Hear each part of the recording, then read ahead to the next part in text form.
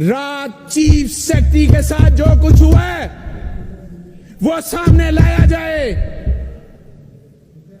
कि उससे किस तरह साइन करवाए गए हैं, कौन उसके पास गया था साइन करवाने के लिए,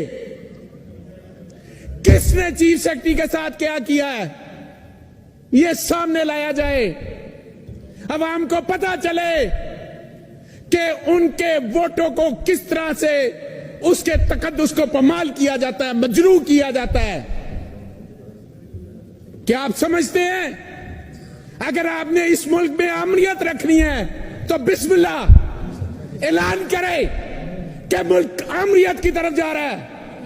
अगर आपने इस मुल्क के अंदर जमहूरियत रखनी है तो फिर जमहूरी इक़्तिदार की आपको कदर करना पड़ेगी, आइन के आगे आपको सरेंडर करना पड़ेगा अपने आप को।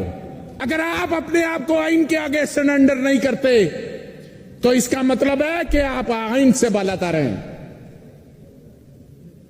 मेरा सवाल है कि क्या अपोजिशन इस हद तक चली गई, इनको अवाम के हालात का नहीं पता। 7 माह पहले क्या हुआ कि जमहूरी हुकूमत को नोटों की चमक के साथ फॉरेन एजेंडे के तहत उस हुकूमत को घर भेज दिया गया। आज मुल्क के अंदर इंतशार है, धमाके हो रहे हैं, महंगाई जोरों पर है, फैक्ट्रियां बंद हैं, बेरोजगारी अरूज पे है, गरीब आदमी खुदकशी पे मजबूर है।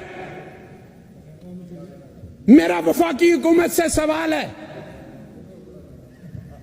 कि 7 माह पहले जो महंगाई थी उससे आज 100 गुना महंगाई ज्यादा है।